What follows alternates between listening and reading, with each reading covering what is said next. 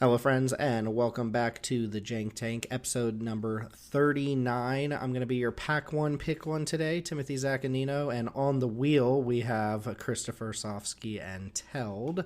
How we doing today, gentlemen? Yeah, I'm better now after talking to you guys for a little bit, and apparently I'm a pot of greed as well, based on what Mop was talking about yesterday. So 0 mana, draw 2 cards, pretty good. Tim, I just have to say, like, you are, in my opinion, an exceptionally skilled host, and I'm going to be hosting my first episode of a very different show later, and like, I'm going to be very self-conscious while I'm doing it. You know, I might just tap you to host that show. You know what? I'll make a guest appearance. We're going to be making a lot of cum jokes, so you need to come prepared for that. But that's what the frog review is about. Yeah, yeah. It was kind of like an underground, like, if you know, sort of like preview for my. We were practicing. Okay, practicing on the Jank Tank for our other podcast. That is going to be the tone. So, Tim, I'm going to try to recruit you and maybe turn you a little darker as a person. I'll see what I can do for you. I don't understand what Teld just said, though. I don't understand. What do you mean?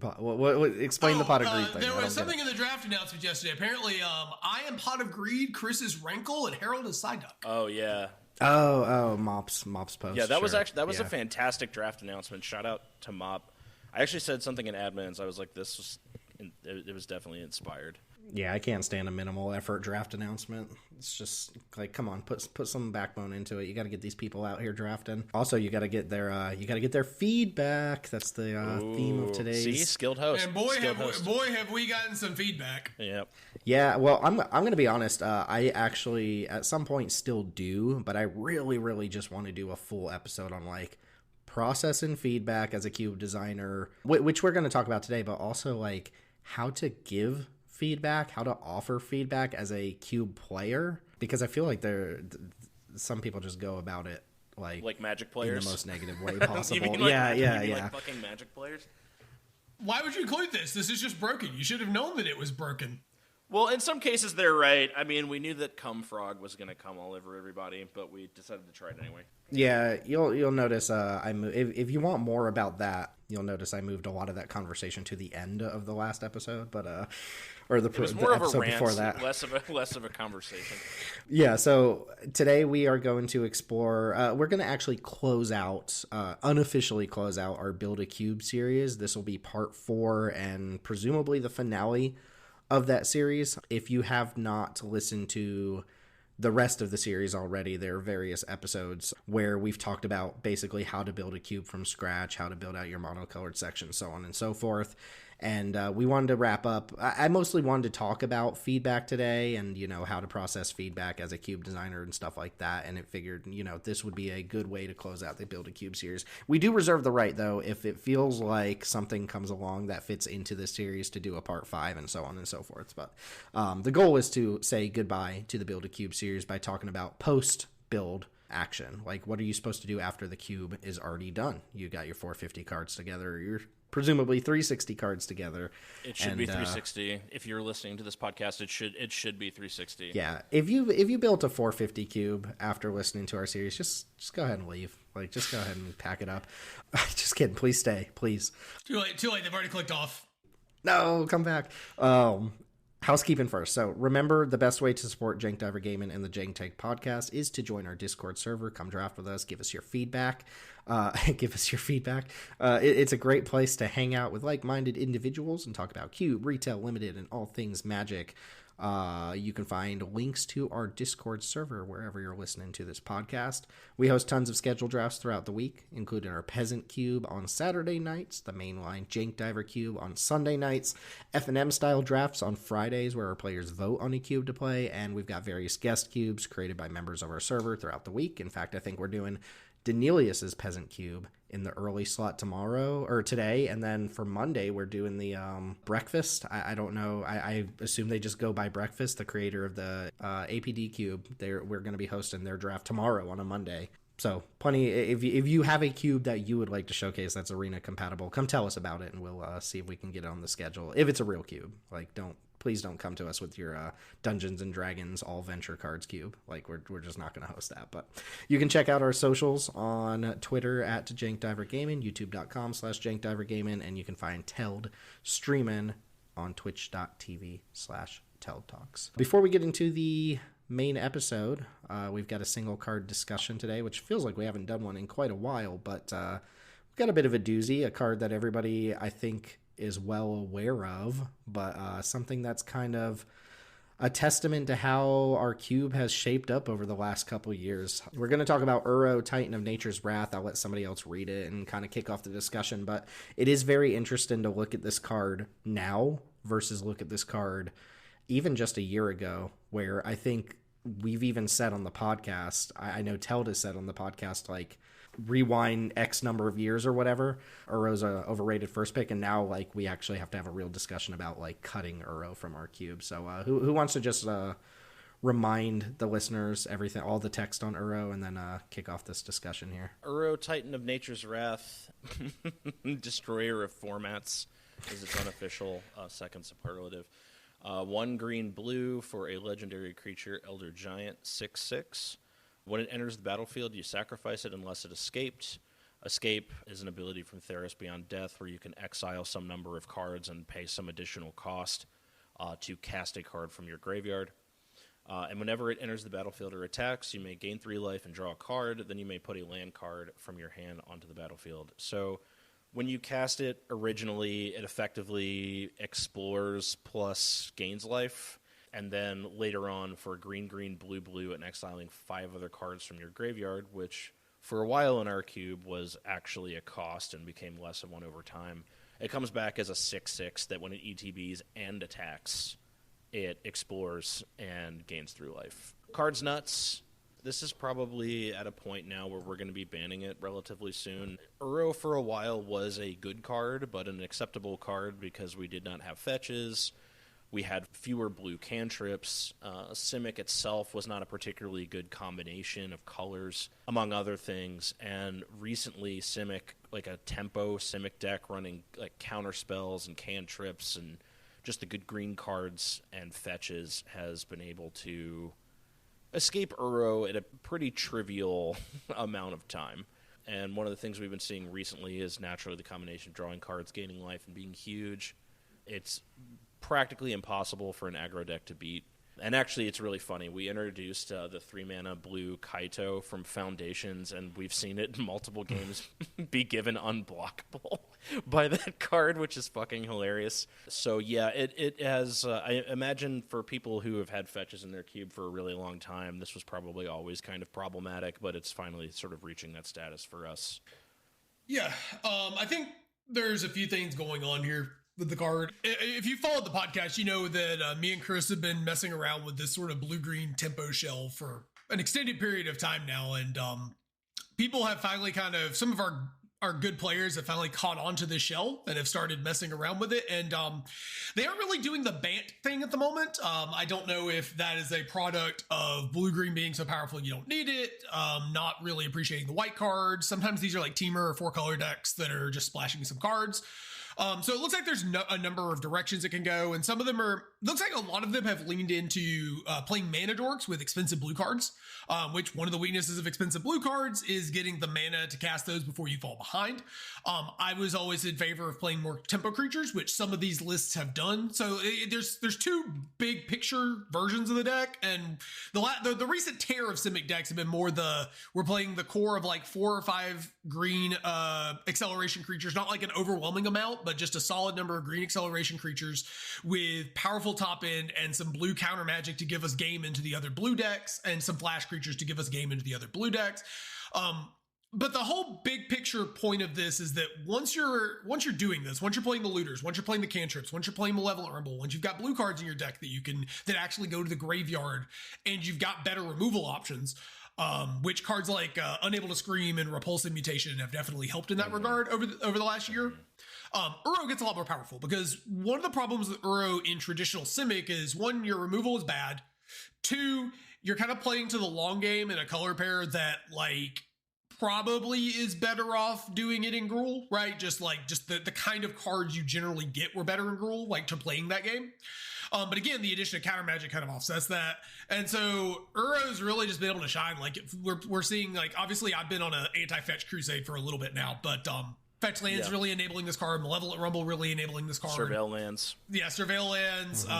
Cards like Malcolm and Kitza enabled this card. Yeah, the looters in blue. Even the Kaido that we were talking about, like, I've heard some feedback that some people don't think it's very good, but like then you watch it given a Uro unblockable and you're like, all right, well, you know, big green creature with unblockable is pretty good. So, I mean, I think Uro is kind of a product of a cube issue, but obviously Uro is a problematic card. It's banned in multiple formats. But I think this is more systemically that, like, at the moment, Simic is very good. Just off of what it's doing. Green is probably our most powerful section, and if it's not green, it's blue, and green's biggest issue is playing into blue decks, which having blue cards in your deck lets you play into blue decks because you get counter magic. And then Uro is a great grindy tool into those decks too. This is the kind of the thing that takes it over the top, I think, is that Uro against these other blue decks is just free, unbelievable value sitting in your graveyard. So once you're playing your game, you're able to set it up. You've got, you know, you get your Uro online. Even if they answer it, a lot of times you're up a card, you're up some life. If they don't answer it, they lose the game. It helps you stabilize against aggro. It's oftentimes too big for aggro to deal with. One of the advantages too is Rakdos is very good in our cube, and a lot of the red interaction still doesn't kill this. A lot of the black interaction doesn't kill it profitably in such a way that lets you get it out of the game for good. So just, you know, extremely resilient, sticky threat that provides card advantage and life while also being massive and recurable and you can tutor it off of Malevolent Rumble, and just ends up being a huge problem over time. Like a year ago, I thought this card was kind of whatever. You know, it was hard to enable in the color pair, and People picked it too highly. I think now it's reasonable, a reasonable pack one, pick one. It's funny, I'm looking at a list, a Simic list that is mostly blue cards with green acceleration, and Intrude on the Mind is in here, and it's really funny if you do like a split with Intrude on the Mind with Uro, and then you basically set up a split like, okay, you can either put the Uro in the graveyard where I'm going to be able to cast it, or you can give me these 4 other cards. Like, what do you want to do? Which is really strong. There was one thing that I wanted to touch on about the blue-green combo as well, but I wanted to check in with you, Tim, first and see if you had anything you wanted to add. Yeah. I mean, they've been very liberal with designs lately, with cards that, like, just incidentally put things in the graveyard, like Malevolent Rumble. All those green effects now that we get that are like search the top 4, get a thing, they usually just dump the rest of the cards in the graveyard. It's very similar as far as problematic cards go to Abhorrent Oculus, which was I believe we cut it from our list. It was very similar, where it's like the card doesn't necessarily come down on turn 4. Like, Oculus doesn't come down on turn 3, but the turn that you play it, you can easily double spell and hold up counter magic. But also, blue-green is the color pair that gets all these good protection spells now, too. So, like, on 6 mana, you get to hold up Plume Creed, Escort, or you have your Tyvar stand on green or whatever, or even just Repulsive Mutation for blue-green, you know, X is 0 or whatever. It's not necessarily that the Uro itself is insurmountable, which sometimes it is, but, like, being able to hold up any sort of protection spell with it is basically just game over, right? The red burn spells also just, they go up to 5 damage now quite frequently, but they don't go up to 6 unless they're Unholy Heat, which is kind of like the red answer that you need for this. One other thing I wanted to mention, just some really cute combos that I have seen at least once each. They don't come up that often, but Slip Out the Back, which is not only just like a good protection spell once Uro's on board, but you can respond to the escape trigger by casting Slip Out the Back and phase it out, and then it just sticks around. It's just there, and it'll be a 7/7. I didn't know that. That's crazy. I hadn't considered that at all. You could just cheat the escape. You could technically... I don't think Tashana's Tidebinder can target your own stuff. I might be wrong about that, like your own abilities. But if you can counter or stifle the escape trigger, you get to just keep Uro on board. People were doing that in Constructed with... do you remember that 2-drop Strict Proctor that countered ETB abilities unless you paid like 3 or 2 or whatever? Like, if you have something like that or something that says ETBs don't trigger, you get to just play Uro. And it just sticks around. You don't get the ETB, but you get the attack triggers. So Tidebinder can counter your own triggered abilities, but what's notable about that is as long as Tidebinder's on the battlefield, Uro's just a 6/6. It would nerf the actual thing, yeah. Yeah, you also had to have 6 mana to do this, so like Uro could have just been put in the graveyard. I was just thinking stifles in general. The only stifle we have is Tidebinder. The slip out the back's a lot more interesting because it's only 4 mana to do that, which is much more reasonable. The other thing, real quick, I wanted to mention was I want to say Unnerve and Grasp is the only Manifest Dread card that we have in our cube right now. But if you Manifest Uro, you get to just like flip it up for 3 mana and start attacking with it, which we did see with Valgavalt's Onslaught, and it could theoretically happen with Unnerve and Grasp. But the thing is, Unnerve and Grasp is also just a great card in decks with Uro because it just ditches cards it just puts 2 cards in the graveyard while adding to the board. So like again with that incidental filling up the graveyard. But yeah, there's some cool combo-y things you can do with Uro besides just like, I'm going to cast this straight up. Now, one caveat I want to put on here, because I do think Uro is incredible, and we've started seeing how powerful this blue-green shell is. I think it's probably one of, if not the best decks in the cube overall. But the recent tear in the trophy case might lead you to believe the deck is completely and utterly broken, and I'm not certain that's the case. It might be. But I would like to point out that the last 4 trophies are all from the same player. And this player is particularly good and drafts really good decks and plays really tightly. 5 if you count Peasant. They trophied the Peasant cube yesterday too. You should probably call him out. What is it, Fullerene? Yeah. Fullerene, yeah. Or Flutter, yeah. So one of the things to watch out for, and this probably goes, is like if you have a player who's just... This is like when Doug trophies 2 or 3 weeks in a row. It's just like Doug is one of those people who, drafts well, plays well, and then gets lucky essentially enough. Like you just expect it to some degree. So, if you got like one player who's clearly like in on the, who's playing really tightly and like in on a good deck and just able to draft it a bunch. Now, I will say last time we saw I think it was the last draft, there were 2 blue-green decks, and they basically played the finals in round 1 because they steamrolled the rest of the format. So maybe the blue-green deck is broken. I think a big thing too is the return of Sublime Epiphany. That card isn't showing up in all these decks, but that card and Intrude on the Mind get a lot better when you've got access to mana dorks, when you've got a reason to put cards in your graveyard, when you've got big things that you want to copy. Like all the knobs for those 2 cards being really good get tuned up here. Yeah, Epiphany is secretly one of the best green cards in the cube if you want it to be. That actually, the last thing I want to say about this shell is. Well, Blue's like top end stuff has gotten stronger, so ramping into it is better.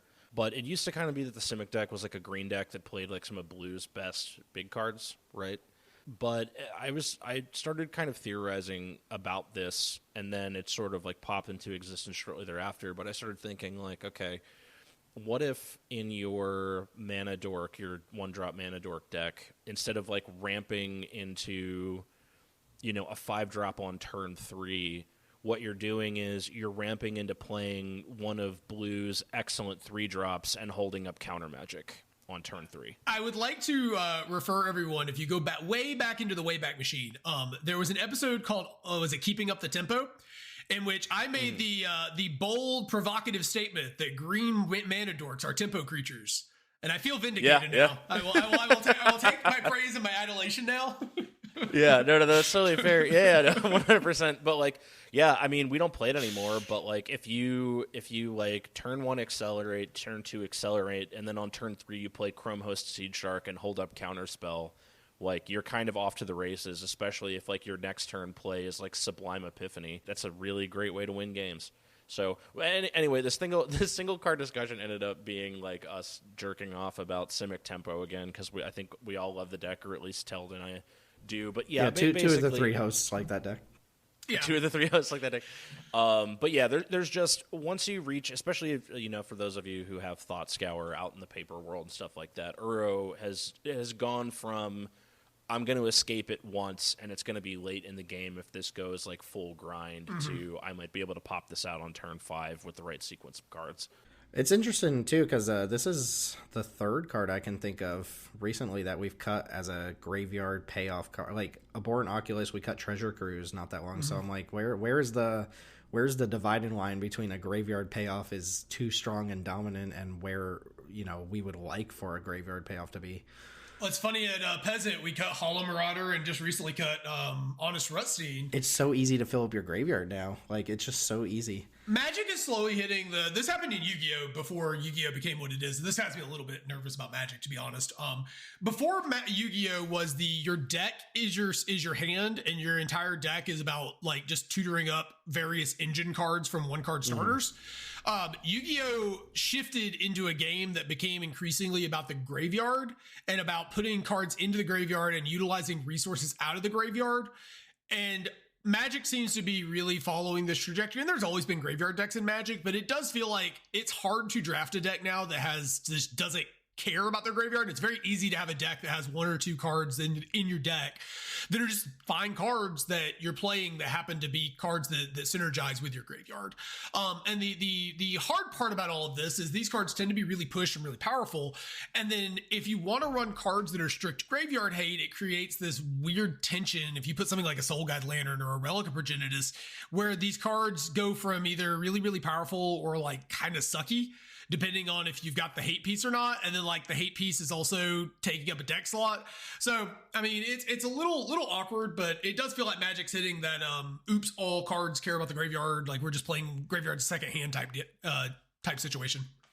Yeah. It could be that we've, driven too far away from exile based removal as well. Like that's kind of like a cycle as well, as like too much exile removal versus not enough exile removal. You go back and forth on that a lot, but cards like Scarab God, Rekindling Phoenix, Uro, all these recursive things, they tend to hold up. And right now we might just be too low on exile removal, but also like a lot of exile based removal is pretty inefficient compared to some of the efficient removal that we play. So, and then I think one final thing that I think we've have going on is we've reintroduced a lot of the most powerful green cards into the environment over time. And it could just be that I know the general opinion is that green is probably the best color, but you lose to blue. It's like your green is like the objectively best color, but you have a bad matchup into one color. And obviously this helps solve that, but it might just be that green's general power has not been getting trimmed like some of the other cards. Like we cut Screaming Nemesis and we cut some of these other cards from other colors that were problems. And we've kind of left green cards that we know are... Nissa Who Shakes the World is still in the cube and still good. Teld, didn't you refer to green as a trap like 2 weeks ago? This wasn't 2 weeks ago. This wasn't. But I do think like mono green's a trap. I think trying to play like oops all green cards with no blue cards in your deck is a trap. Did you notice he didn't name the pilot of the 1/2 Simic deck that had Uro in it last week? I couldn't help but notice he didn't name the pilot. But yeah, I get your point. Definitely blue green. Would we play like Murktide Regent? Would that be too good? Would Murktide Regent just be too good in our queue? I think if Oculus is considered problematic, I think Murktide would be straight up stupid. Maybe. It's just a huge, humongous flyer for very cheap that you can back up with counter magic.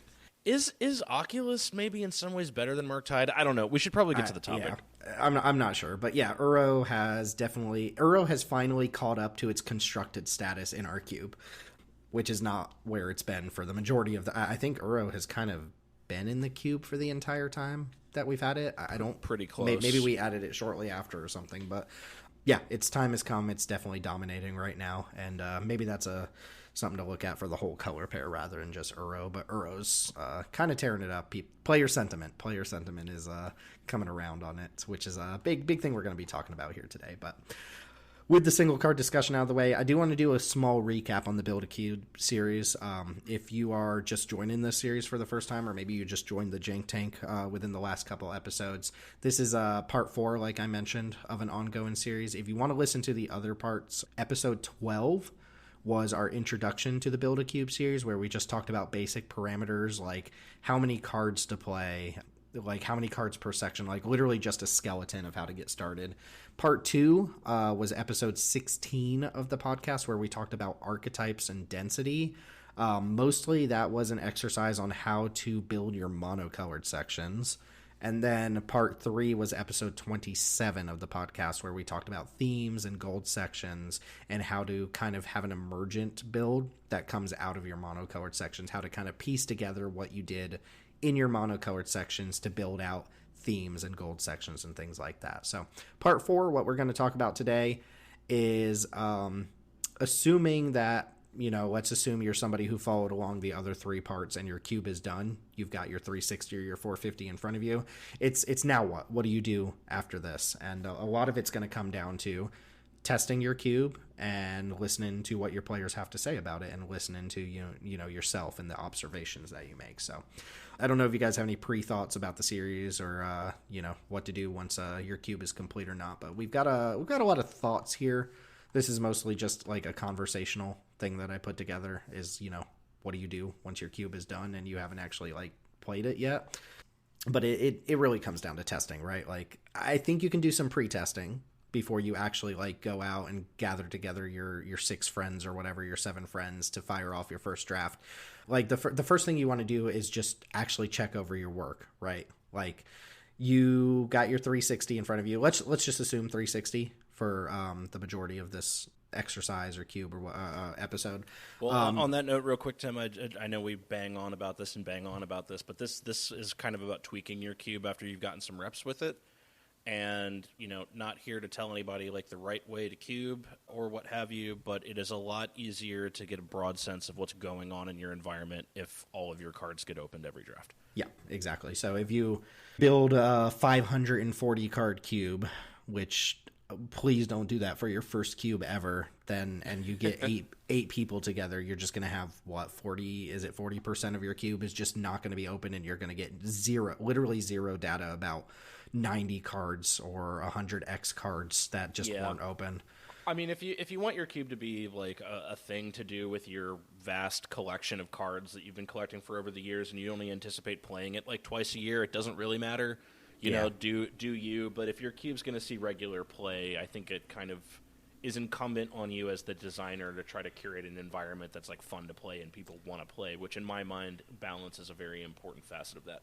Yeah. If you are intending to have like an invested play group who does this a lot, you should probably start, even if you think you're going to do a 450 card cube, just start with 360 and then work up to 450 after that to see like what works and what needs like extra pieces and stuff. But again, assuming your cube is done and you're like in the now what phase, just go back and do a density check. Like, just real quick, go back and make sure that like you have the appropriate amount of removal, that you're seeing like as much of each different type of like bread and butter effect as you can.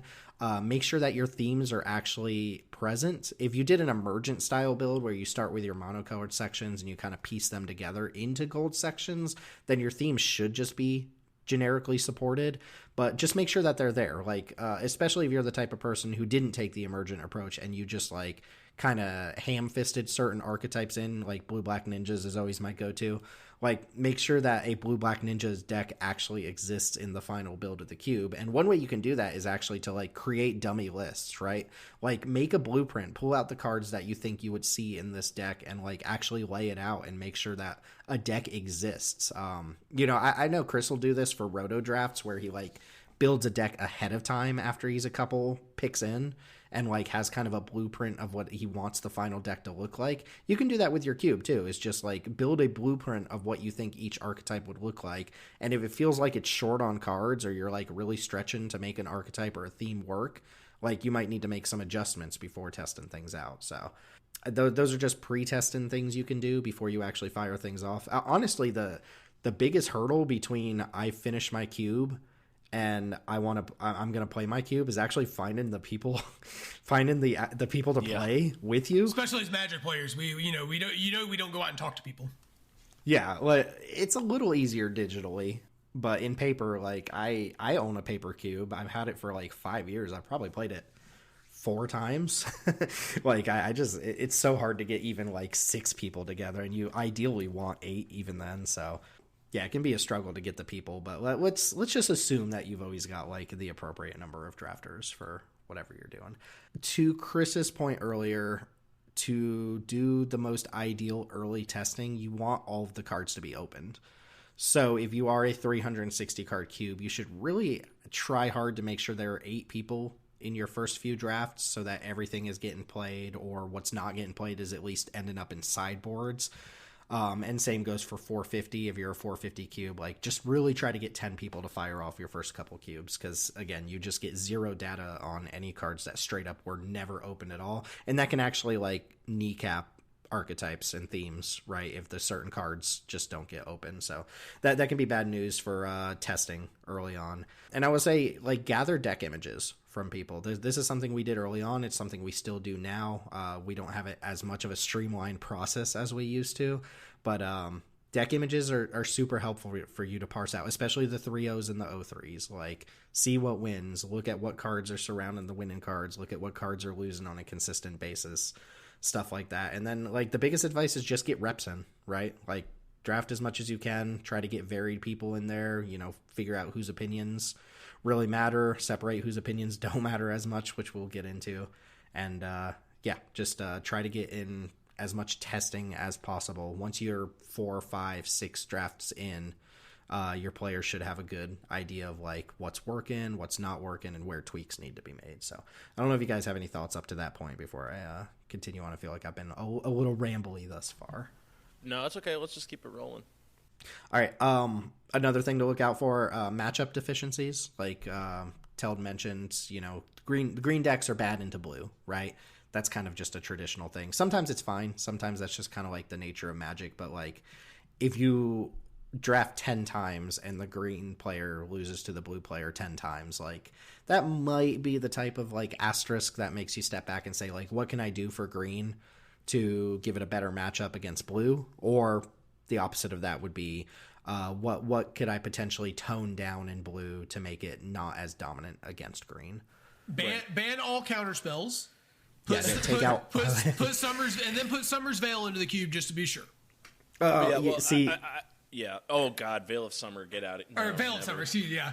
It's funny, but like, part of the reason to do this episode is because that is how cube designers react sometimes to like a known problem, is to just like go to the immediate extreme. Like, maybe Chris remembers the time where in our peasant cube, black was amazing and green sucked, so we put Vine Mare in our cube, which is just like a dumb hexproof threat that can't be blocked by black creatures. It's like early days, we were still schoolboys. Yeah, it's like, calm down, like, hold on a minute, there's something else you can do here. Well, it's funny that you should mention that. So you mentioned a moment ago, like, what do you tone down about the dominant half of the matchup, or what do you tune up on the disadvantaged side of the matchup? And I think you have a couple of considerations there before you decide what to do.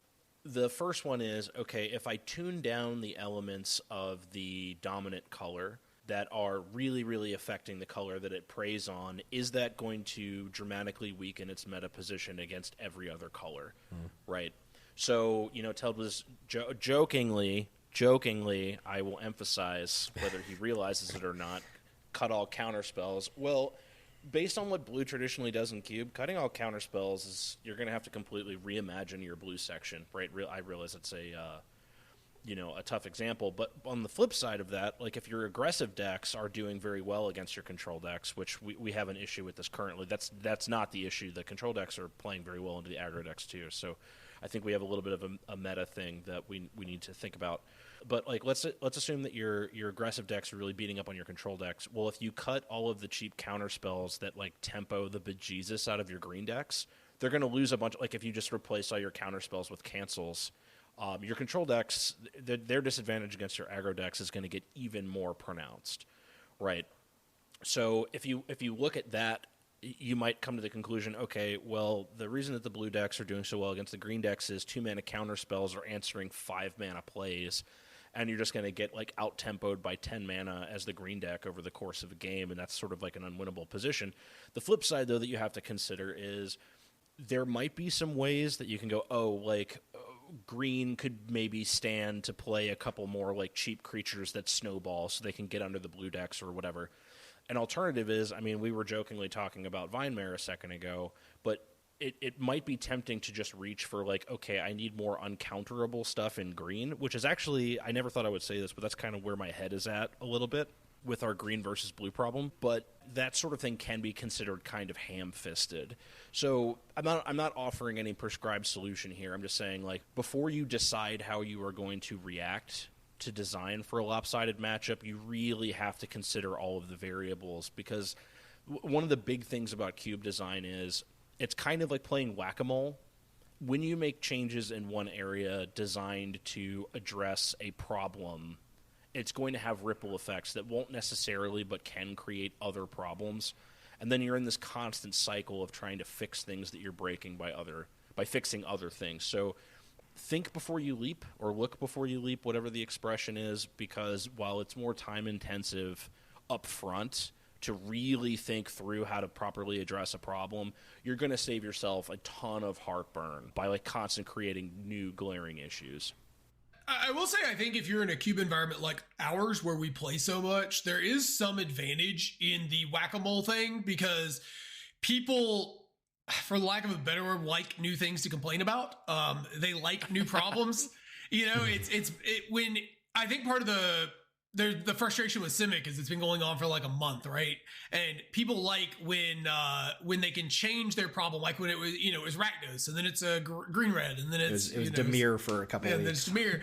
Like it's not necessarily a problem to have some churn in terms of what the perceived big bads are. I want to hop on that being very judicious and careful thing though, because like for example, while blue was super powerful after OTJ came out in our cube, I don't feel like we overreacted. I feel like we waited to see, you know, we saw that blue was consistently performing well, and then we trimmed a counterspell. And we saw it was still doing well, and we trimmed a counterspell. And then we like swapped memory lapse to a weaker counterspell. And so we like over time tried to rein it in without going and just, you know, like I was joking earlier, obviously joking, would never suggest replacing all of our counterspells with Lantern Bearers. I mean, as cool as that would be. You know, replacing one or two counterspells when the perceived issue is too many counterspells makes a lot of sense. Now, blue is ends up being a bit of an issue, because I think people also perceive blue to be way too good too frequently, just because the what's the word? The vibe check for a counterspell just feels a lot worse than anything else. Is that the word? Is that the word we vibe check? Okay. Yeah, no, I agree with that 100%. Actually, when I was having like a little bit of a manic episode, and I wrote that like massive essay on how Wizards needed to improve counter magic in standard constructed play, like I basically just got completely savaged by the internet. And then they went ahead and did it, and turns out it didn't like shatter anything necessarily. So whoever responded to me on Reddit, fuck you.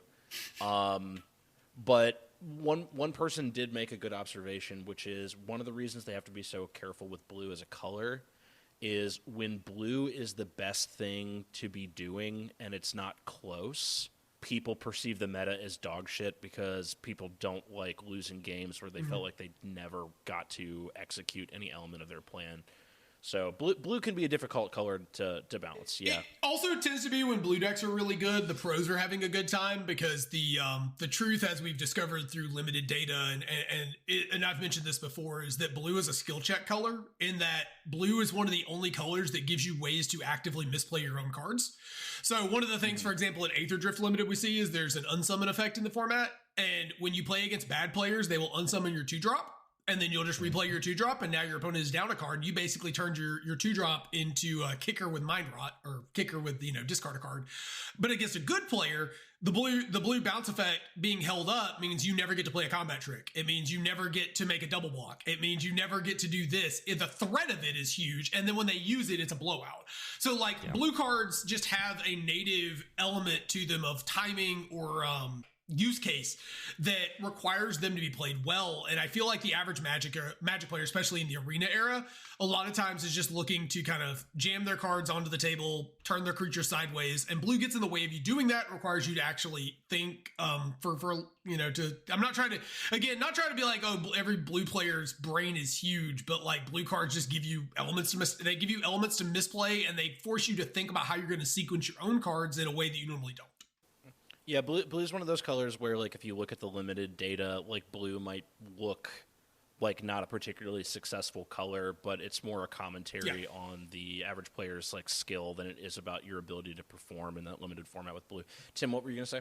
I was just going to say Unsummon, like, truly is the most skill-tested Magic card of all time, but I don't think people are mature enough to have that conversation yet, so. It looks like, Chris, you laid out kind of like an example of from our own cube here of like making tweaks based on like some testing that we've been doing and some like identifying a weakness and, you know, going about trying to fix that weakness.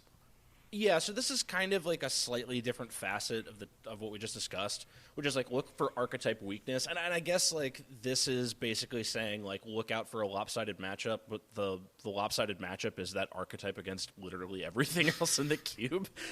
It's like a more expansive problem, but for a really long time, aggressive decks didn't really trophy.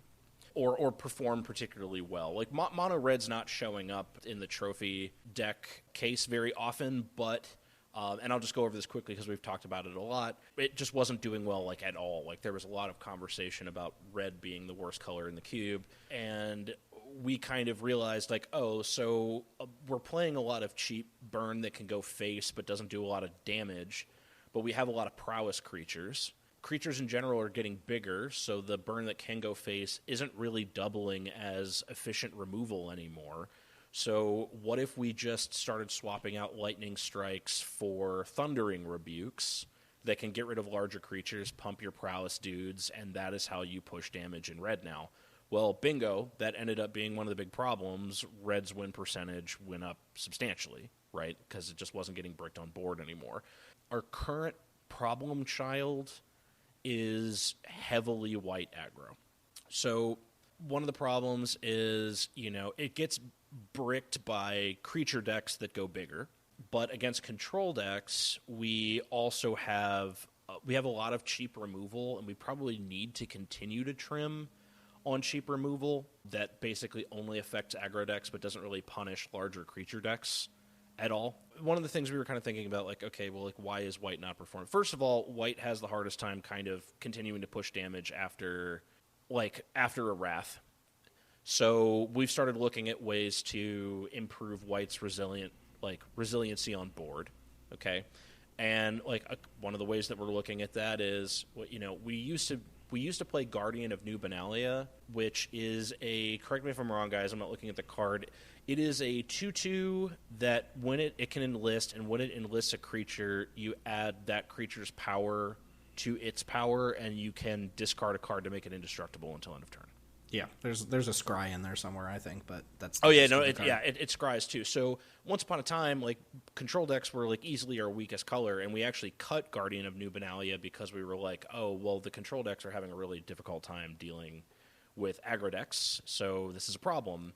Well, we kind of forgot that this was an option, and then we started discussing, like, well, why is white suffering? And it's like, well, maybe introducing a creature like this is appropriate again. And not only that, but it can punch up into green decks because you enlist creatures that are stalled on board.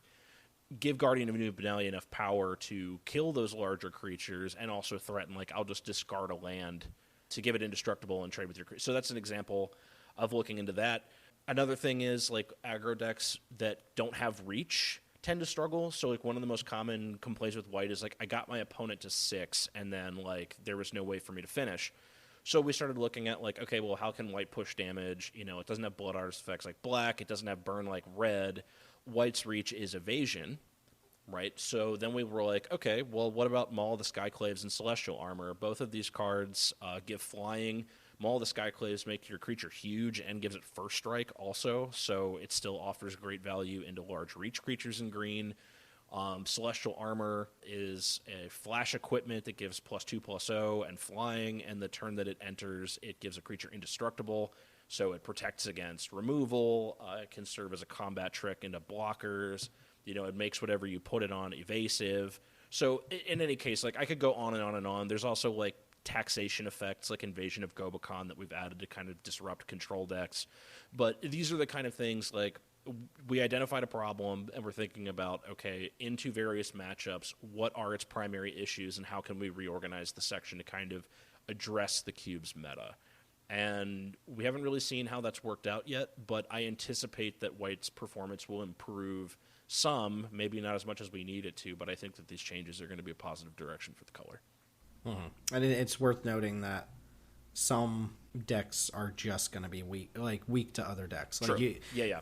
By nature of Magic, like, some matchups just not fold to other matchups, but that's what you don't want is for one seat at the table to always fold to another seat at the table. That's what you're trying to fix. But, like, you cannot draft most cube decks with the intention of having like an exactly even to like positive matchup against every other person. There will be weaknesses. I mean, that's just Magic the Gathering, right? So 100% blue is always going to be good against green, right? Yes. I think if blue is like a 60-40 matchup into green for the blue player, that could be a little frustrating for the green player, but that's kind of Magic, especially if you're playing with really powerful cards. Like, the way that colors abuse each other's weaknesses gets magnified by how powerful each individual card is.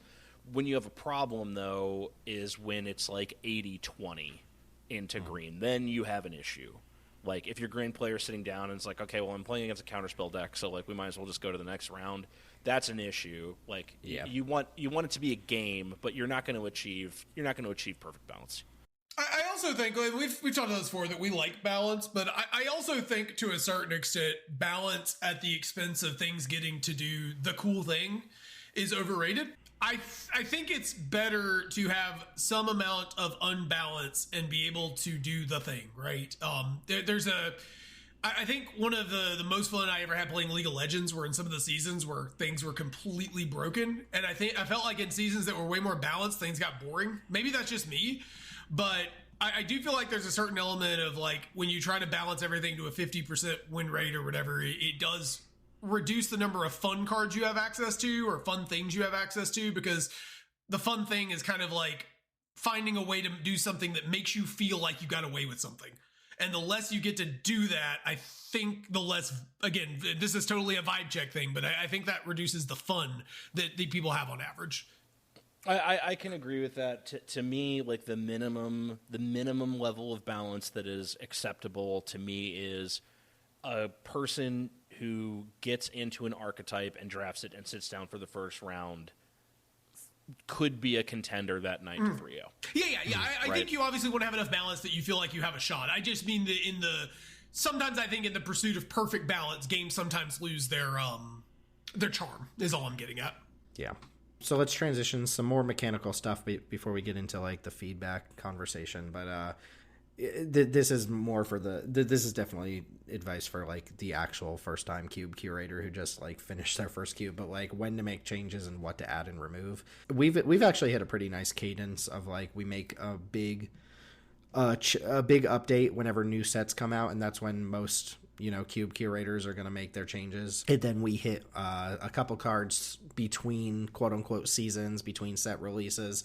And then if we identify like kind of an overarching design issue, we'll sit down and make like a bigger tweak. In fact, I think you can go back and listen to some of the development diary episodes that we've done, especially the Duskmorn one, which was like a mid-season change we had to make due to like a bunch of different power outliers that made themselves into the cube. But the glory of like cube design is you can just change things whenever you want. Like if you have an emergency card in your cube, don't wait until the next set release to like change it around. Just tweak it right away. And maybe like for a paper cube designer, that's not necessarily like doable right away if you're like buying cards and waiting on cards or whatever, but like you can always proxy or whatever. But like don't let a problematic card that needs to be cut from your cube, don't let it just sit around for like 3 more drafts because the next set doesn't come out for 3 more weeks. Like cube is a very fluid, flexible thing. Like just make changes as you decide that you need to make changes. What to add and remove, I didn't go super in depth here, but I'm a huge fan of what I call the Tonk method. Try out the new card, TONC. And I've been pushing this more and more and more for our own cubes, which like we get halfway there a lot of the time, and sometimes we don't commit to actually trying out the new card. But like if you think a card has any amount of merit and like you have a question mark about it, just play the card. Like just find a cut, play the card, see what it does. Maybe 2 drafts in, 3 drafts in, it doesn't even make a deck, and it's like, okay, players aren't interested. But you either play the card and find out what it does and maybe leave yourself room to be surprised by like how a card performs, or you don't play the card and you just always have that question mark about how it could have done. And the glory of cube is if you introduce a card to your cube and it doesn't pan out or it ends up being too good or whatever, you just cut that bad boy, get that bitch out of there, like just revert it back to whatever it was before. Like I'd like to give two examples of this too, because one recently we included was Sabsunin, the frog god. We've obviously talked about that. We've obviously talked about that card, and like you could just, and we got the, you know, the why would you play a Simic Mythic card there on the World Busted comment, which, you know, is reductive, but you know, obviously that card read powerfully, but we wanted to test it to ensure that, you know, to see if it fit in, to see if it was too powerful, and it's. Yeah, I don't think it's as broken as Uro on its face, but I think it's definitely shown itself to be a bit problematic. You wouldn't test another Simic Mythic. But like testing, if we didn't test that card, there would always be the question mark of like, I wonder if that card would have fit in our environment. Now we know it didn't. A different card that we originally passed on that I think has been a great environment card is Breaches from LCI, where we originally passed on it because we're like, this card's probably super problematic in terms of its play patterns and super obnoxious. And I think the card is super obnoxious, but it's also a 3-mana card that dies to 1 and 2 mana removal. And it's I think it's and one it's of worse than Handwear Garrison.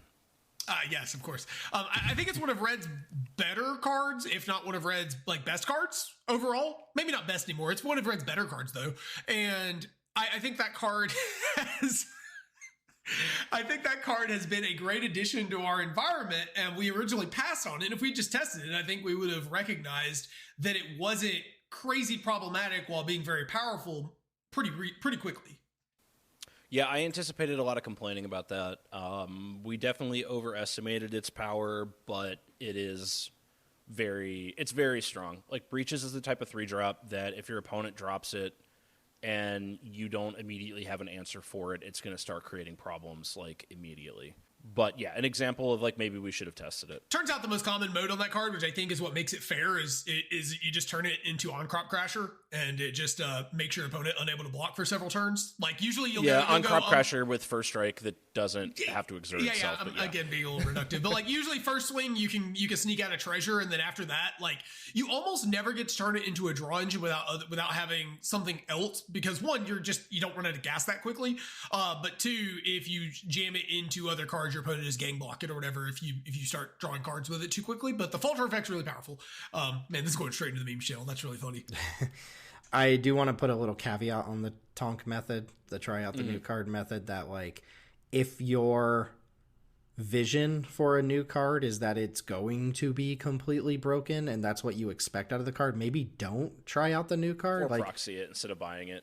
Yeah, or sure, for paper, especially if it's an expensive card, but like if they print Nadu 2 Electric Boogaloo and it's just the same text, like maybe it's only a 3/3 this time, guys. Like, and we'll mention this is just going to come up every other episode, but like it was very clear what Nadu's like kind of fail case was, and we added it to our cube knowing what we were expecting to see out of it. It went even above and beyond that, but like it was very clear we should not have added the card in the first place because our conversation surrounding it was this card is just absolutely broken if it does X, Y, and Z, right? And then it did X, Y, and Z. So, oh, dude, what if Nadu and the frog are like married but in like a weird open relationship? Like they're both from Amonkhet. They're both Amonkhet characters. Simic power couple. Target the frog, draw a card.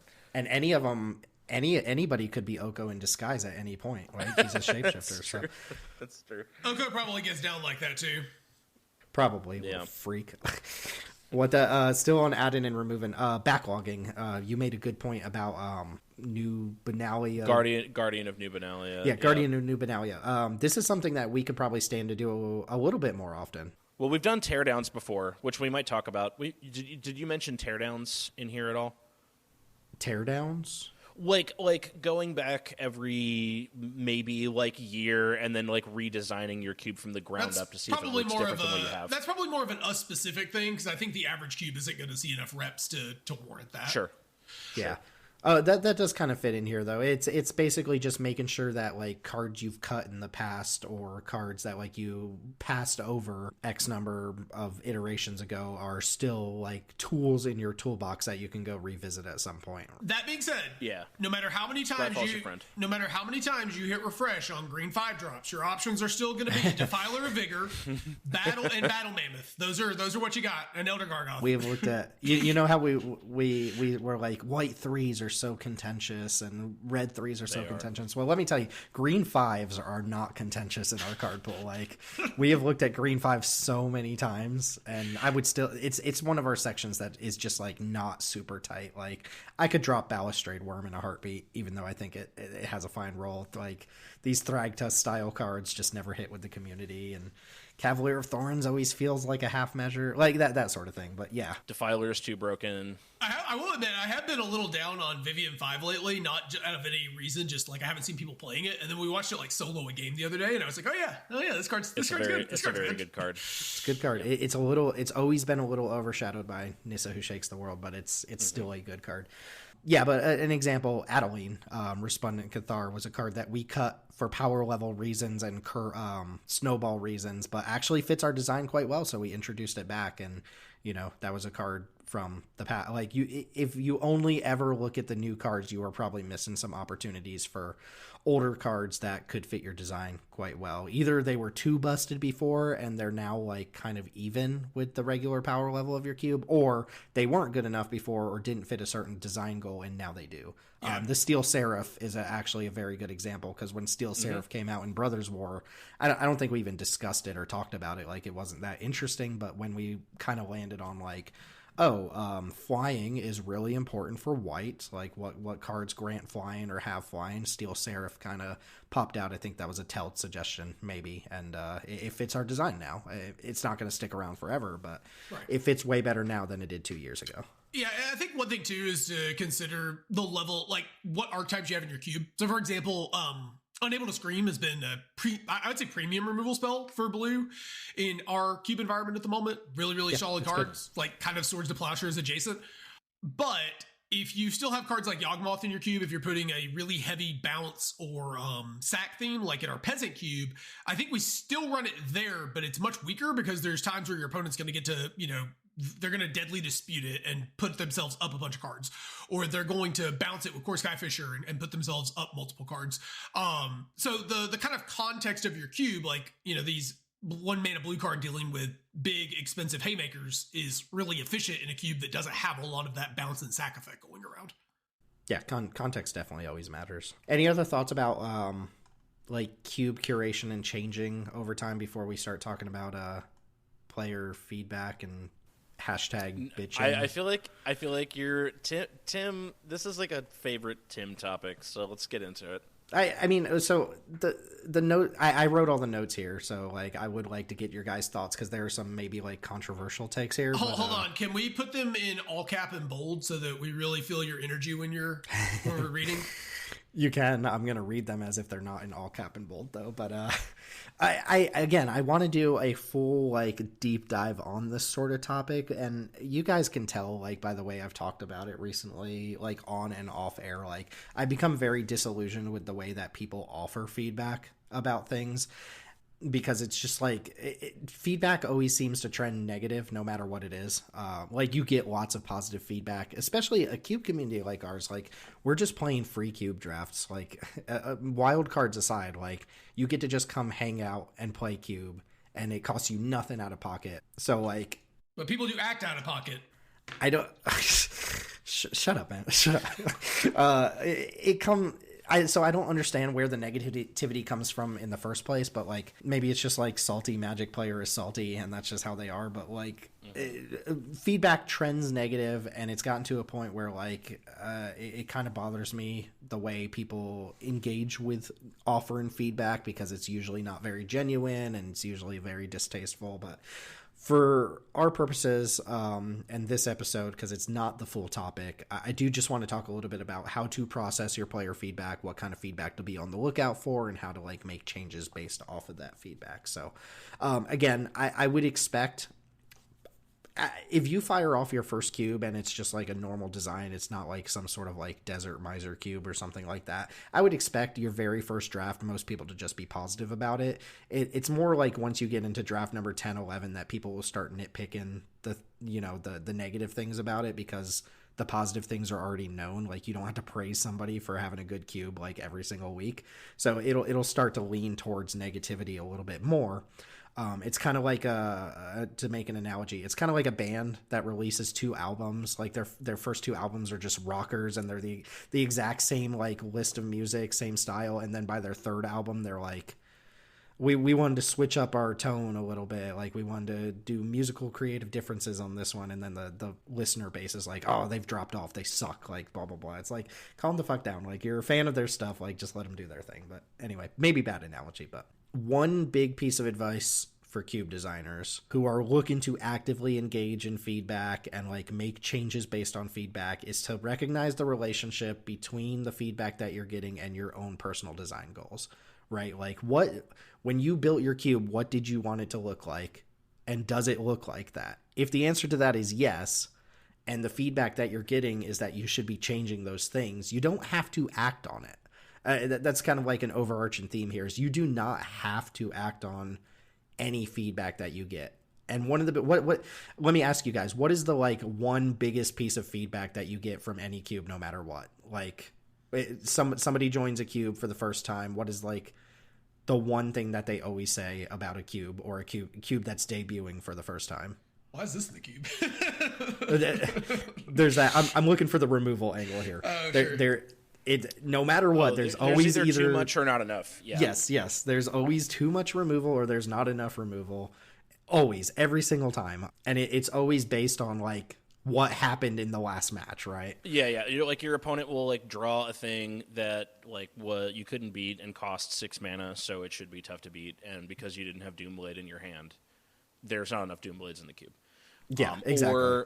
Or your opponent like got the nut draw and like drew every 1 mana removal spell in their control deck in their opening hand and drew mana perfectly, which does not happen every time. And then your aggro deck got cut to pieces, and then there's too much removal. Yeah, there's too much removal. I do think one thing people also don't really think about, and I'm sure we'll talk about this in a second, is that removal is partly a function of your cube's design goals. So, for example, if you're playing a very synergy heavy cube where you want to have multiple cards in play that interact favorably with one another, you need to, by definition, have less removal that breaks up those synergies. You obviously want to have some, but you want to put your players in spots where they don't have those so that people can do the thing, right? That's why you designed the cube.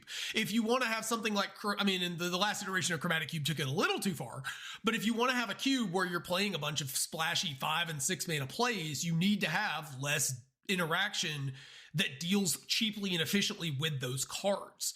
And if you're trying to have a very low curve spiky environment, you're going to have more low curve spiky removal. And when people complain that they got run over by aggro, or that their opponent, had a 1 mana, 2 mana removal spell for every creature they played, like that was what the cube was kind of designed to do. So keep in mind that like not every cube's designed for removal or density of removal or types of removal is going to be the same. And that's one of the great things I think about the current iteration of what I would call like horizontal removal. I don't think we're getting as much strictly better removal these days, but it feels like every set we get another option of a similar effect, right? It's like it might be better in some contexts, it's worse in other. It fits certain environments better. These interactive pieces are doing different things as opposed to just being strictly more powerful. Now, obviously, the power level goes up just a little bit because as you tune those knobs, they're going to go up a little bit. But I think in general, the power level isn't just like, all right, well, we've had Doomblade, but what about Doomblade that kills black creatures? Yeah, what about our 3 mana deal 5 in red that's enchantment now, but has some other upside rather than being an instant, like our Outpace Oblivion instead of our Fiery Annihilation or our Soulseer or whatever. I've been pleased with that stuff. Like Quag Feast is a cool example of maybe not like I couldn't. It's different enough that like I couldn't. Well, I can pretty much say that I think that Bitter Triumph is a better card.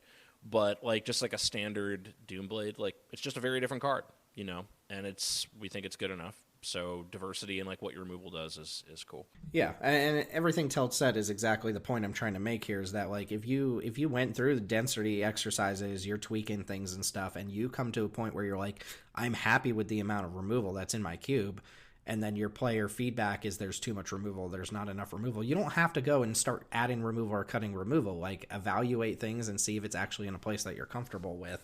There is a whole enormous subset of Magic the Gathering players who for some reason think that they should have an answer to every threat that ever gets played against them, and if they don't, like, they were cheated somehow. And it's just like, that's just not how the game works. You don't get to answer every single threat. Like, so yeah, and the funny thing is, like, the weird part about it as a cube designer is that, like, sometimes they actually are right. Like, sometimes there is too much removal, and I think we've actually landed on that ourselves, but that usually comes from, like, repeatable feedback, like 3 or 4 or 5 weeks in a row where people are saying, oh, there's too much cheap efficient removal. It doesn't come from just like one random player who one time just lost a game because their opponents picked off all their threats and suddenly there's too much removal or something like that. Right. It comes from repetition. And even in that context, sometimes it's not strictly too much. Sometimes it's the type of removal, right?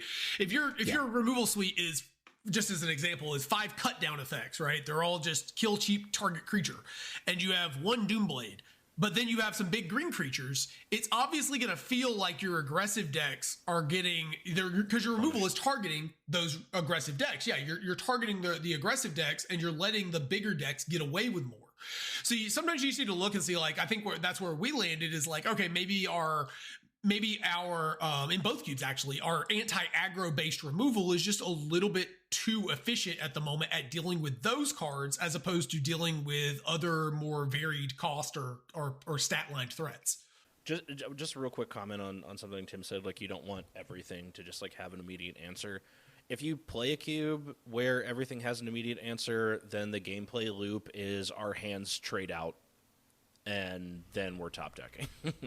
Basically, like our hands trade out, and because I drew the spread of removal versus threats that lined up with your removal versus threats, I win. It creates like that type of gameplay. And then what you might end up doing, if you just have a ton of efficient answers for literally everything, then it might make sense to like shift almost all of your creatures into some kind of Maul Drifter style effect. And then your cube is just going to be Maul Drifters and Doom Blades, and it's like whoever played the best Maul Drifters is going to win the game. Keep in mind too, though, that there's some decks in our cube, like historically the Jund Rock deck did that, right, in our cube.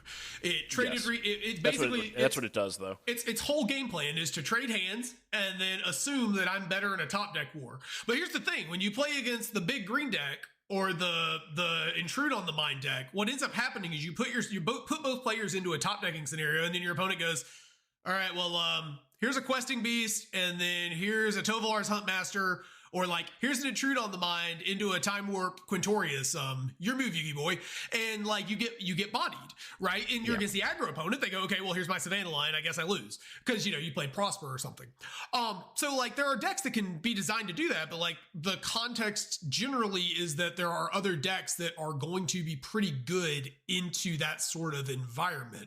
When you design it such that your cube always plays out where both players just trade off hands and then top deck, like whoever designs their deck to top deck better is going to win in all cases. Whereas, you do want to have different, like you should have decks that are able to win at different portions of the game. And it might look different in different cubes, but like obviously you want a deck that's pushing the pace of the game, and you want decks that are stretching the game out to go long.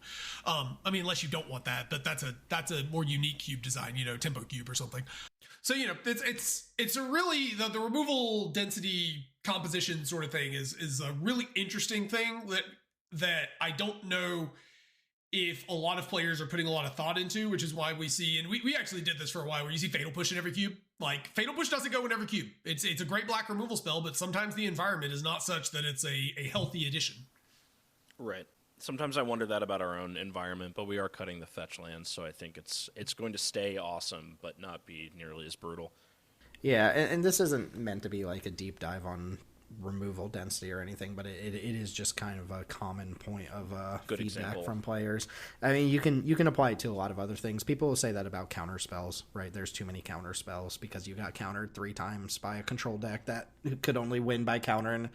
There's too many wraths. Another one that comes up a lot is like there's not enough disenchants. But the weird thing about that is that I will watch a really good player draft and they'll just never take the Witch Enchanter or the Scrap, what is it? Scrap Shooter. Raccoon. Scrap Shooter. They'll just never take the card and then complain that they don't have an answer to like artifacts or enchantments. So like another facet of player feedback is that, and I'll get into this in a minute, is not every person who's offering you feedback is a great drafter or a great player. Like, and I don't like, this is the part of the thing that makes me hesitant to do a full episode, because it makes it sound like I'm patting my own back or like just being a complete dick to people. But like, not every player is good, and not every player is a good drafter. So like, there, certain people's feedback just means less if they're going off of, like, if they're just a really bad drafter, which nobody's that terrible, but like if they're just, you watch their draft and it's like they're clearly just not making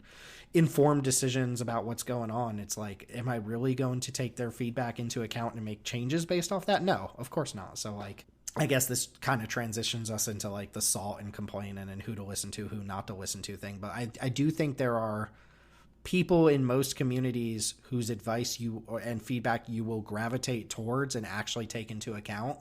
And then there are people who you will listen to them. I'm not saying to ignore anybody, but there are people whose advice just doesn't mean as much or isn't as actionable. And don't tell them who they are, though. yeah. Like, again, it makes me sound like a dick, right? It sounds like I'm a dick, where it's like, oh, there's people whose advice I'm never going to take. And it's like, it's not that I'm not going to listen to what they have to say. It's just that, like, if you're coming at me as a salt factory person who just lost a game and like you're spewing off that this and this is too good, I'm just not going to take your advice into account. Well, let's pivot into a slightly more positive direction. Let's talk a little bit more about like how to identify people whose yeah. So we can talk. I'll let you speak. Sorry, but we can talk less about like who not to listen to, and more about like who to gravitate towards if you want actual actionable feedback from your community. Yeah. So I think, well, first of all, I think it is valuable, even if you're not 100% sure about their perspective, to give your attention to people who are expressing their opinions from a place of calm and like emotional maturity. That's really important, because that indicates that they may be expressing an opinion. Maybe you don't agree with it. Maybe it's not even right. But the fact that they're keeping a steady hand while expressing that opinion is indicative of the fact that they're not just being reactive to an experience they just had. And reactive, experiential kind of commentary is just sort of inherently less valuable, because it's not coming from a place of, it's not coming from an analytical place. It's coming from a reactive, negative place. And then also, like, you're really, really good players, good people to listen to, right? You're really good players, you're really good drafters. They read the environment well. They identify what they think is powerful. Like, Doug is a really, really good player and a good drafter, and he is occasionally very reactive. But, like, there are times when, you know, Doug will lay out a case like, I keep drafting blue-black because I think the combination of the disruption and the efficiency of these creatures is really powerful, and I keep winning with it. That's a valid data point, right? Because Doug understands what his deck is doing. And I want, what is his name? Flutter has been consistently 3-0ing and is also a very even-keeled, polite, like, respectful person that you can have a dialogue with. And so he keeps winning with blue-green, right? So we sort of asked him, like, why do you keep gravitating towards this color combination? And because he's a good player and he's articulate and he's calm, he was able to lay out, like, in a way, a very digestible way. I keep drafting blue-green because I think the combination between these disruptive and sort of card advantage elements combined with some of these better green creatures, it is just producing, like, a tempo deck that I have, like, tremendous confidence in as a winning strategy. And then you can follow up on that and ask, well, like, why do you think it's particularly well positioned in the meta? Things like that. So if you have someone in your play group who keeps their shit together and is also very skilled, like, that is a good way to identify somebody who, when they're talking about what's going on in your environment, you should be paying attention. Spiky players they want to win, and they will seek out the best decks because of it. And that is a good way, especially if they are repeatedly winning. Like, that's just a good way to see, like, what your best decks are. If your best players are constantly winning with the same thing over and over again, like, that probably tells you something about your build, right? Like, I think spiky players tend to be the kind of people that are really good at identifying the top of your cube and maybe the bottom of your cube, because they'll tell you what they think is unplayable or what they think is too good. Although I would warn you to be careful when they give card suggestions, not necessarily ignored or anything, but just be careful because that spiky mindset often leads towards like, how do we raise up the power level and play with the best cards possible? Which if that's not your design goal can be a bit of a concern, or like maybe the advice is less useful. Yeah, that's actually a good point because you mentioned it earlier when I asked the question, but when you make changes after a new set, there are two things you'll hear your regular drafters say. They'll say, "Why is this card here?" And it's like, "Oh, maybe trust the designers on this one. Like we can have a conversation about it." But it always comes off as like, "Why did you add this stupid dumb card to the thing?" And then the other question is, "Why didn't you add X?"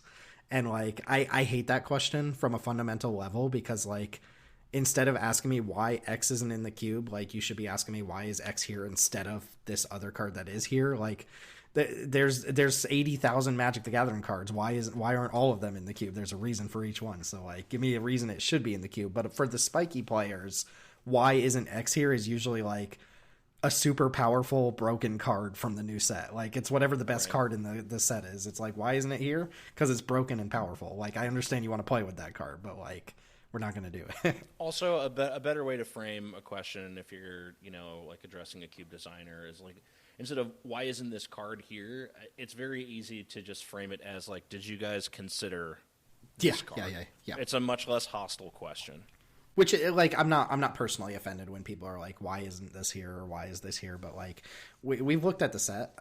There are ways to bring up cards that like are conversational and especially someone like Denelius, like he'll turn us on to cards in a way that makes a lot of sense, which again, people to listen to and take this with a grain of salt. Like other cube designers are usually good people to talk to, though I'm not going to say that we're like the best cube designers out there, but there are cube designers who are not great.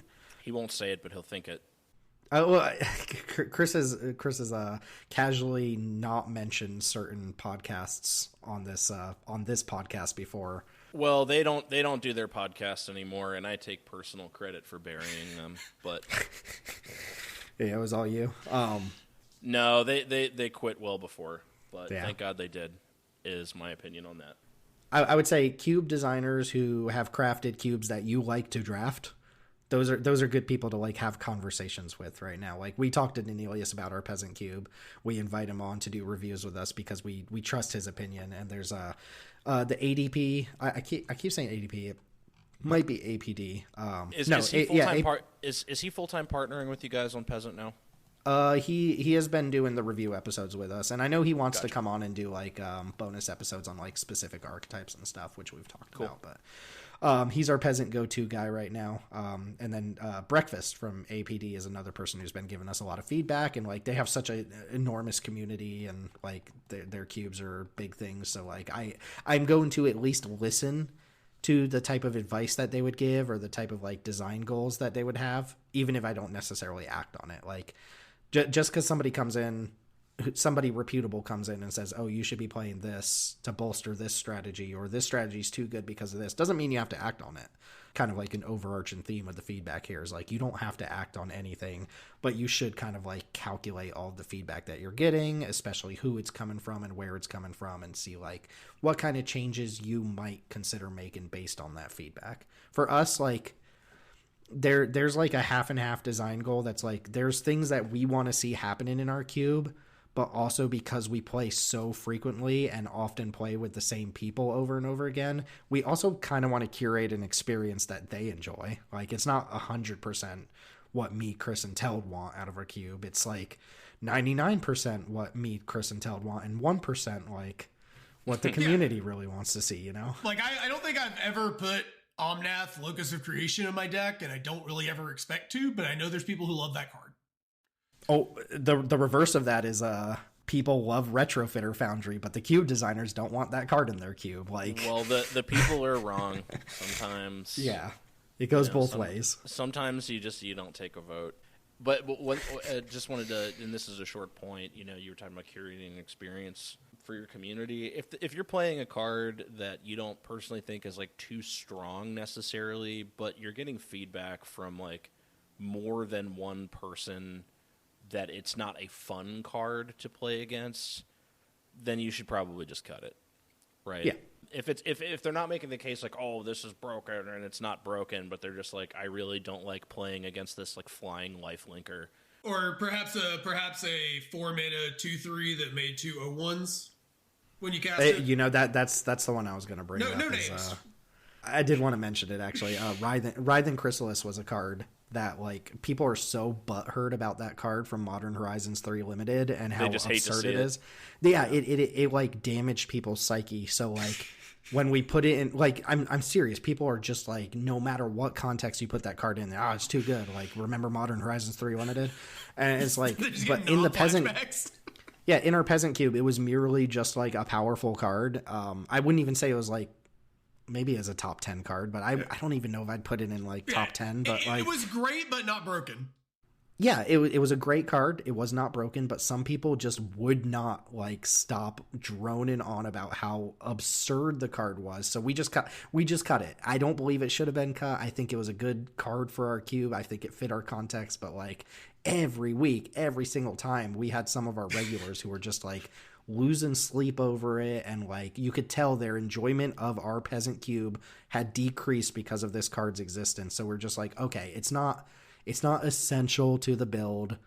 Like, people are not having fun because the card exists. Let's just go ahead and get rid of it. So we did. Yeah, it was wild watching people, like, they would win the match, win the game, but as soon as Chrysalis is resolved or went on the stack, it was just like, oh god, do you remember Modern Horizons 3?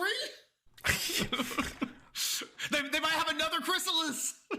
One thing I forgot to mention, it doesn't really exactly fit into the point of the conversation we're at, but one thing I would urge cube designers to do is if they want to test something out and their players are just like not biting on it, like if you just like really have faith in something, or you want to test a card out and you're like, I really want to see what this does, the cube designer, the onus is often on them to prove that the card is good, right? So like, I don't play our mainline cube very much anymore because of the timing on it. But whenever I do, my whole goal is not necessarily to win. My whole goal is to test out the little niche things and like try to find a way into a deck where I get to try out a card that I've suggested. For example, Selvala Explorer Return. I don't know what is the OTJ, the card that we're going to replace with Veteran Beastmaster? Yes, but what the OTJ Selvala is like a 4-mana 4/5 with a tap ability that adds a bunch of mana, and then when you cast creatures, you make 1/1 mercenary tokens. That is a card that I have a little bit of faith in, but it is also the type of card that I'm the only person who would ever draft it. So I would need to be there to draft it and prove to my players that like, hey, this is what this card can do. And if you're not willing to ever do that with cards that your players won't bite on, like, you're just going to end up cutting it. So as the cube designer in your own drafts, try out those niche little things. Be the person who like actually proves through the community that it's worth the cube slots to use those sorts of things. I used to do this with Drakehaven all the time when we were on our little Drakehaven phase. Is I would draft these Drakehaven decks and I would go 2-1 consistently. I would never 3-0, but at least I'd be like, okay, proof of concept, this thing works. And, you know, I proved it as a cube designer. Here's how, like, this would look. And maybe that gets other people to, like, actually bite and start drafting it, which that's where the whole banned cocaine thing comes from, right? Is like, hey, we've proven that this works. Like, here's how it works. Here's the blueprint for it. Now you guys try it out. Yeah, and it's also proof that you should do drugs. I'm just going to go on record and say that. Well, one thing to remember, too, is sometimes it's going to take you a few drafts to really get it together, because sometimes you don't exactly know what the best, or like the shell is supposed to look like. Like, I was messing around with stuff that would lead into that Bant Cocaine Simic Tempo deck for a couple of weeks before I finally put it together, because I was just trying to figure out, like, okay, what green cards do I want? What blue cards do I want? Like, is this more of a green deck? Is this more of a blue deck? Is it a 50-50 deck? Do you want cards like the cards that care about creatures, right? The Sharp-Eyed Rookie, or like the Beastmaster 2-drop that gets counters when you play creatures? Or are you interested more in the tempo, like spellsy stuff? It sometimes takes a few drafts of trying stuff out to figure out what something's going to look like when you're exploring something that hasn't really had a player base, right? Like, I know right now, one of the things people are messing around with is a very white heavy blue-white deck, where you're playing all of these like white tempo aggressive creatures we've added with like Sheltered by Ghost and Celestial Armor and all that stuff with like Mischievous Mystic. And so far it's had mixed results, but this is the sort of thing where people are messing around with Rafine Esper shells, trying to find out like, okay, what's this deck supposed to look like? Because people are clearly interested in these cards, but they haven't quite figured out like the shell. Because once these shells get figured out, one thing too is it's really easy to autopilot decks where people will just put together, they'll see a card open, they're like, okay, well, this card goes with this card and we know this works, so I'm just going to draft this, and like it has a pretty good shot of 2-1 or 3-0ing, you know, it's got a pretty outside shot of doing well. It takes a little bit of willingness to 0-3 or 1-2 a few times before you can sometimes put together a deck that is something a little bit off the beaten path or a little newer. Yeah, and there's a red flag that goes up there too, which is like, if you add a card to your cube suspecting that it's part of like a really niche archetype or opens up this weird design space, but you're not ever willing to draft it, you should probably not add that card to your cube. Like, especially with these like 3-color legends, it's like, oh, that I would never take that card, but then you put it in your cube because you want other players to do this sort of thing. Like, don't do that. Don't set people up for failure with something that like you would never do unless you think it's actually competitive. But though I will say sometimes that works out a little different. Like when we put Rafine in, I kind of was on the opinion that our blue section or our decks didn't really do Rafine things, and I think Tim's on the same page. But like, I'm pretty sure that deck, that card has made a deck in the main board like every single week since we put it in. People are drawn towards it. Yeah. So sometimes that's the opposite of the retrofitter thing, where it's like, okay, I guess we're gonna keep this card around because people clearly like playing with it, and it's not, you know. We don't think it's obviously a good card. It's obviously a good card. Just was concerned about it finding a home.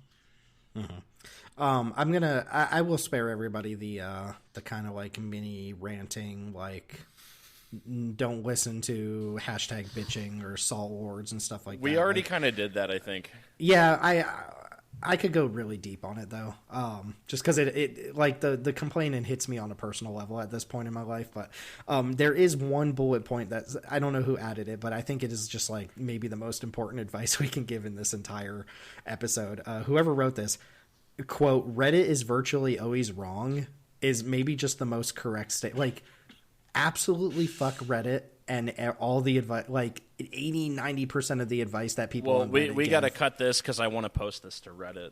I know, do it anyways. If they're not going to make it to the end of the episode, you think their attention span's an hour and a half? Yeah, probably not. Okay, I'm gonna mini rant about something else for like 2 minutes, and I'm sorry, but I've always hated Reddit, like always, just have hated it. But my role as like the news manager at my job now requires me to promote every single article on Reddit. So like my job is to go through and plaster our an advertisement for our article on 6, 7, 8 different Reddits every single day for our news article. And no matter what the news article is about, it just gets the nastiest responses from people. So like, I already hate Reddit for what it is, but like, it's not going to be the place that I go for feedback. Reddit is a place to go to check out interesting niche things. It's not a place to go for advice.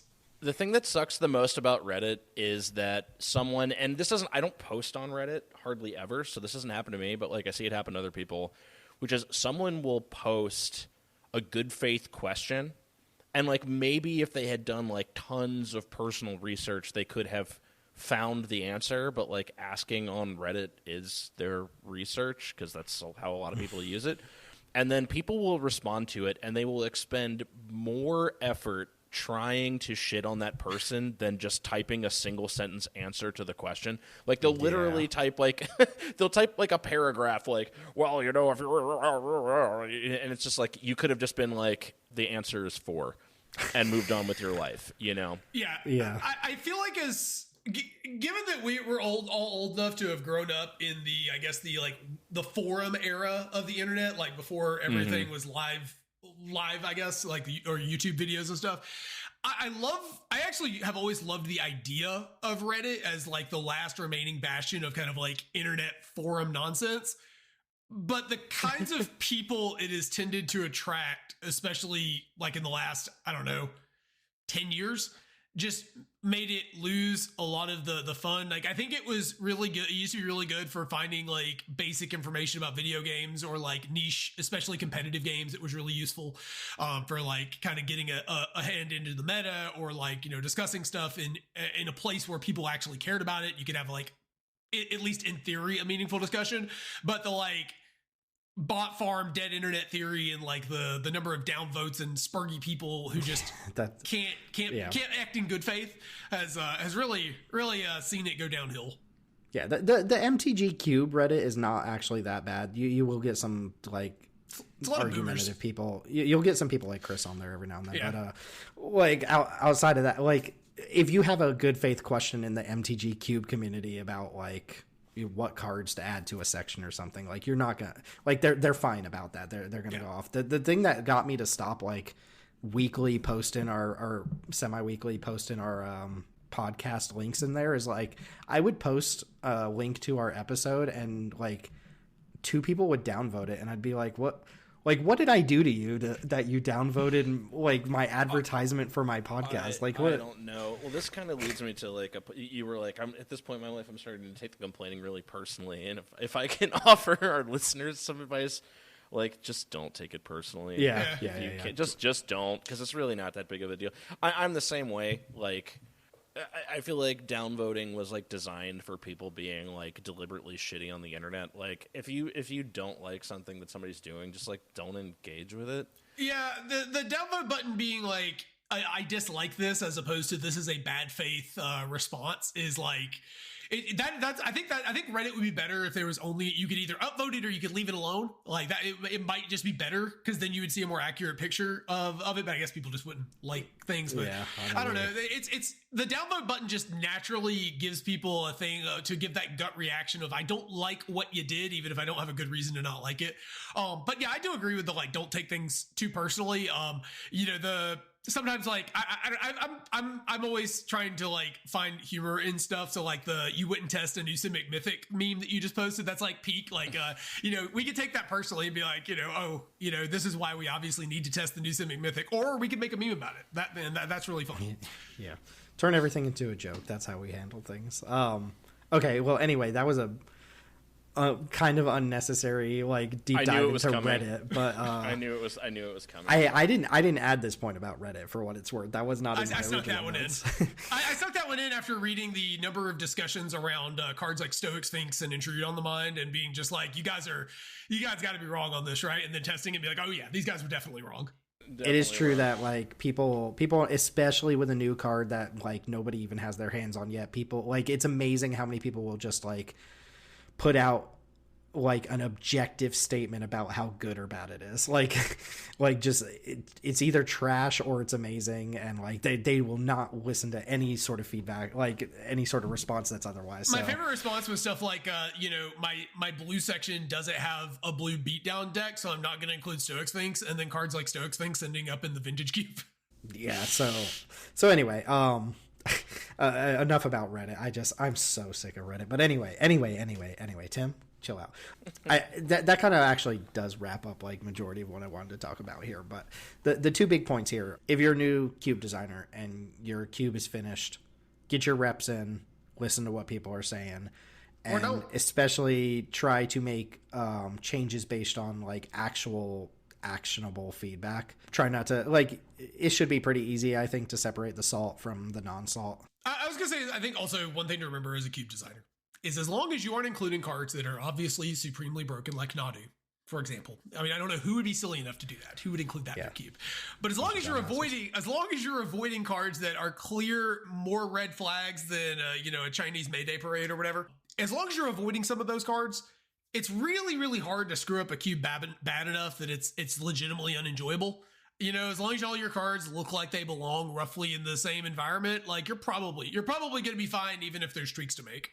Yeah, and we have had a couple cubes debut in our server that like the vibe was just like like we're not doing this one ever again. Like some of them do go a little bit off the rails with their design and stuff like that, but like I do think that's still just very important for the cube designer to hear that sort of stuff, like this worked or this didn't work, right? Mm-hmm. So maybe sometimes people can be a little bit too hyperbolic about like their experience with the cube. Like you'll almost always hear the 03 person like just pop off about how blah blah blah didn't work or whatever, and it's like, did you play well? I don't know. But yeah, anyway, I don't want to. I'm really trying to avoid the whole like people who aren't actually good players giving bad advice. Like try to avoid like actually making changes based on that. But yeah, I guess like just to kind of put a bow on everything that I want to say here, match the feedback that you're getting to the vision of your cube, right? If you walked away from your 360 card cube feeling really good about how everything was placed, and you make adjustments over time and you get to a point where you're like, oh, I really like where my cube's at. Like, you have the power to act or not act on the feedback that you're getting.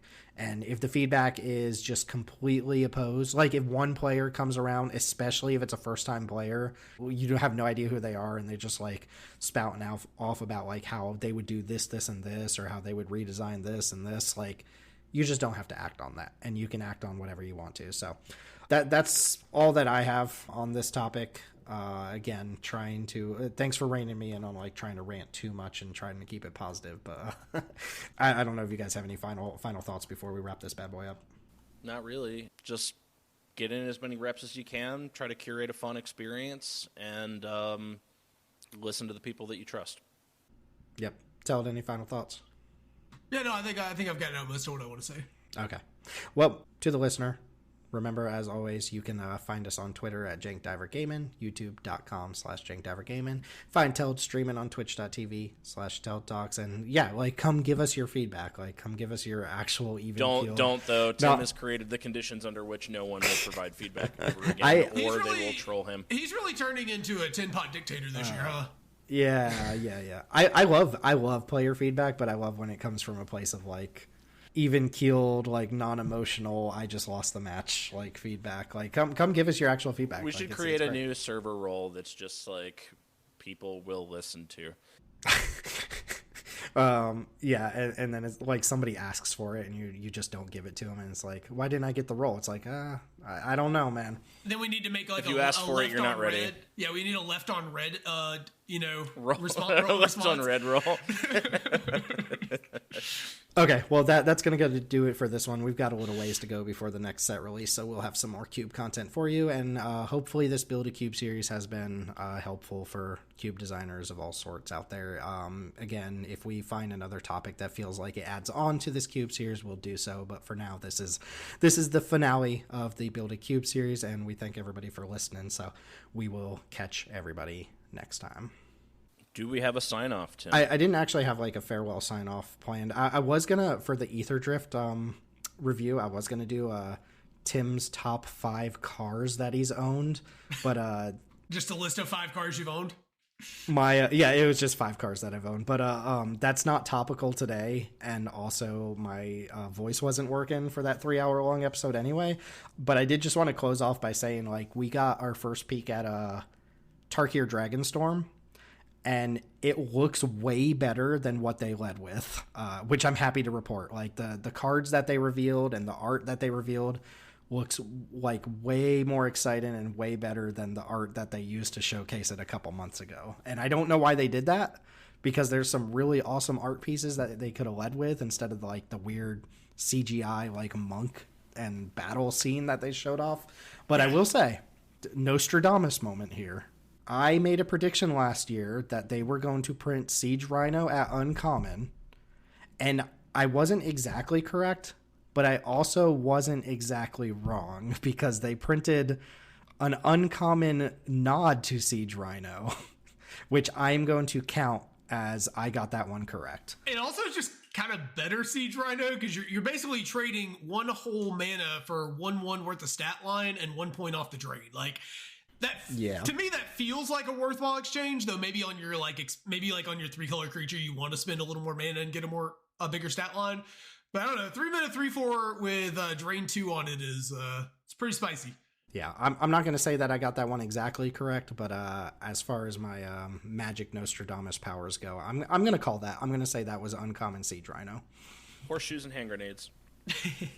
Yeah, the set definitely looked nice. I mean, like, they got some of the Final Fantasy spoilers out too. We were talking about them earlier, and those look fantastic. That set actually looks like it's going to be a banger from if just the early designs. Yeah. Yeah, and Tarkir, it's 3-color focused. It's what people wanted. They lied to us. Did you the storyline? They said, "Oh, all the old dragon lords are fucking dead. They're gone." By the way, they're new dragons. That's why. Okay, so that's why Narset. I was wondering why Narset was old in the picture they get, or like the art. Yeah, they might like have like nods to other dragon lords, or maybe one of them survived. But the plot is like the Khans have slowly took over, and now they're dragon spirits that work with the different clans. So it's kind of what I think they did a good job of marrying like what people wanted from a return to Tarkir, and the showcase stuff looked pretty cool. We're the aristocrats. What? The aristocrats. Gonna bleed you out, the aristocrats. Spit it. My name is Ellis, and I'm ill to the core. I've got a touch of death, make your life total sore. Marionette apprentice, I'm putting on the hurt. Oh! MH3 life, I even come with my own serve. Oh! Enchantment time, I'm bastion of remembrance. Bring the pain so hard, y'all gonna remember this. Blood artist, 01 stat line. Still bring the heat, even though I'm past my prime. Mayhem devil, and I'm here on technicality. Crack that fetch for a sacrifice fatality. The aristocrats. What? The aristocrats. I'm vindictive vampire from that one Ravnica set. If you're not careful with your life... Whoa.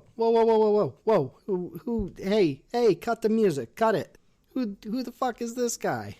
Oh, I'm vindictive vampire from that one Ravnica set? No. I've never heard of you before. What are you, a 4-mana 2/3? You only trigger on your own creatures dying? No, I don't even think so. Get the fuck out of here, man. Hey, what's going on here? Who are all these people? Oh, we're the original aristocrats. My name's Rage Thrower. I deal 2 damage when any other creature dies. It's a pleasure to meet you. Yeah, but look at you. You cost 6 mana. I'm not paying 6 mana for a blood artist. Get the fuck out of here. And you, big boy, taking up all the room. What are you doing here? Who, me? I'm stalking vengeance, but don't be fooled by my expensive 7 mana value casting cost. I deal damage equal to creature's power when... Hey, shut up, man. 7 mana is too expensive for an aristocrat effect. Now get the fuck out of here. And you, over there in the corner. Yeah, you... What are you hiding from? Get over here and tell me your name. I'm Falcon Wrath Noble. There's actually a common misconception that I was created as an analog to the original Blood Arts, but it's actually the other way around. I was in the original Innistrad set, and Blood Artist didn't release until Avacyn Restored. Hey man, I don't care. If you're bringing Windrake stats to a 4-mana card, you're going to need to be a bit better than that. Now get the fuck out of here. And you, flying around looking all sinister, what's your deal? They call me Vein Ripper. Nah, 6 mana again, I'm not... You shall listen to me when I speak. Okay then. I deal 2 damage at a time per creature death, and I have a ward cost that demands a blood offering to be targeted. The entire Pioneer format crumbled beneath me. Oh man, that's kind of badass actually. Okay, you can stay. Get the fuck in here, man. Got one more lingering out here. What's your deal, man? Why are you here? I'm Spiteful Prankster, I'm a red aristocrat, and I'm actually pretty good in combat. Yeah, I've never seen you before. You don't look like a real card to me. I was in the wave of cards in the original Jumpstart set. A lot of people don't know about me. You sure you ain't got no reprints or nothing? Not in a proper standard release set, no. Did I mention I have First Strike on offense? Damn it. Alright, get a fuck in here. You seem alright. Alright, boys, we got some new additions to the band. We're gonna take it from the top. The aristocrats. What? The aristocrats.